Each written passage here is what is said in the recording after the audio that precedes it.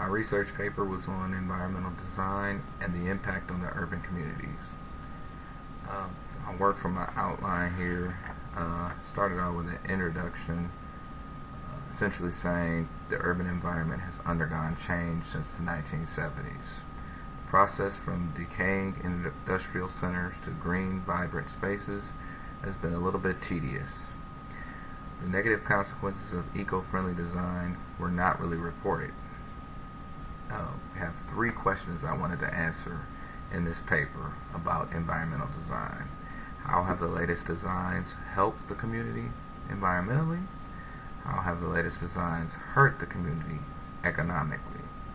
And finally, how can the professionals collaborate to achieve the desired outcome? I started off with the urban environmental design as a whole section. I wanted to really talk about coming from deindustrialization all the way to about now, where all of the new environmental design techniques are taking place. So we go back to deindustrialization and we head back to the 70s, the early 70s, about where factories just started closing and moving out of the cities, and sometimes they even moved out of the United States, period. And that's when you saw some factories making their way to China. China had a lot less restrictions on their air quality and air pollution, so companies decided to take the gamble and move out of the cities in the Rust Belt. When they did that, air and water quality began to improve in the cities in the Rust Belt.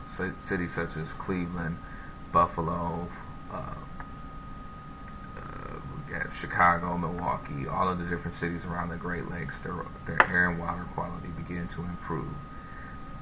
The companies that did stay became more efficient and produced less toxic waste. They just decided to get along with the play along well with the EPA, and they started to make their products, the steel mills, the steel for the cars and the manufacturing for the boats and everything. They started to make those things more efficient while using less waste. Companies then, then we move on to the renewal section, and the cities see all of these things that were happening as far as the companies just leaving and shutting their factories down and basically abandoning them. The cities started to convert these old factories into steel mills, and they became real estate investment opportunities. Creative venues were constructed to increase the values of these places. So you turn an old factory into a condominium complex. You turn an old steel mill into a new apartment. You turn different things, and then you put those different things next to those places to increase the value of your urban community. And these designs were crafted with the environment in mind. Problems with the new strategies that the cities were employing were the urban core was left in ruins after the homeowners' flight to the suburbs. So the factories left and the homeowners left as well. So you basically had an urban community that just didn't have anything. The cities began to decrease the essential services to the urban areas, so like police and fire and different things. They stopped doing that. There's no taxes coming out of there, so they stopped providing the services that the taxes provide. Crime rates and other quality of life statistics rose in response, and then those areas became health risks due to the poor environmental quality. So water and lead-based paint in the homes as well. And it was my research found out that politicians purposely zoned the infrastructures near the poor areas. They did this on purpose because they knew they could put it those places, because those people that lived there did not have the clout to stand up for those things. We then moved to change. So how can we change all that? How can we say, we want to do right by the environment in our urban communities? How can we change that? So the environmentalists and the designers changed their thinking about things. They started to design the buildings. They improved the design of the buildings by eco-friendliness of the built environment. So basically, the architects and the urban designers got together. They formed their own organization called the United States Green Building Council. It was formed in 1993, and they created a new standard called LEED, which is Leadership in Energy and Environmental Development. These designers sought to correct the mistakes of the previous decades by making new buildings sustainable. So designers, they began to restore old buildings that were lost because of their former use. So basically they created this whole new standard that said, hey, if we do these type of things, these buildings that we make, these newer buildings that we make and the newer buildings that we restore are held to this standard, the standard of sustainability and creating less waste and less energy than the old buildings that they were building. Now we move on to the real meat of my research, which was the scientific improvements that came along with, redesigning and rebuilding the urban communities. The first section was air quality. The Clean Air Act expansion in 1970 established the EPA, and then it set new federal standards. So basically, it was a big expansion in 1970, where the Clean Air Act actually was passed in 1963, but they expanded it, like I'm saying, in 1970, and it set these new federal standards on how much air pollution could be capped, and it set taxes for for corporations that went over the amount that they emitted. They did this right at the time where the United States was having all these problems with dependence on foreign oil, and we were driving a lot more cars, and the fossil fuel usage increased exponentially.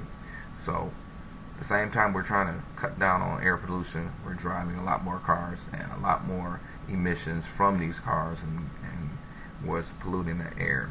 So the designers had to plan to reduce these air pollution by designing around infrastructure that used less fuel. So beginning in the mid-70s all the way up until I would say probably the 2000s, that the designers started to and engineers started to make hybrid cars, buses, and trains that all use less energy. I mean, you had transportation infrastructure already in place, but to start to think to make the things that we had in place and make them use less energy and not emit as many bad greenhouse gases into the air would ultimately improve the air quality. So that's what they did. Homes, they outfitted with solar panels, and institutions such as major transportation systems began full-scale use of natural gas. The most interesting thing I think I read was the whole Los Angeles metropolitan bus system. Their whole bus fleet uses natural gas. They don't use any regular diesel gas, or there's plenty of bus transportation systems in this country that are using and spending millions of dollars on diesel gas every year. And LA, a city that has plenty of problems with air pollution, their bus system, and they have thousands of buses, all of them use natural gas. So that's a big key into improving the air quality. Water quality, we'll move on to water quality. The quality of water decreased as more inner city residents uses increased. Basically, you got a lot more inner city residents taxing the water system. The water system the quality will decrease. And cities started to begin to build large underwater systems to handle the extra capacities and protect wetlands and lakes. We know about Milwaukee's system. The MMSD built the deep tunnel to kind of protect the storm waters that overflow from the sewer systems. When there were storms, the water was going into, or at least the bad water was going into Lake Michigan. And designers also started to make water as part of like the aesthetic of the natural greenery and the eco-friendly areas that they were building their buildings around.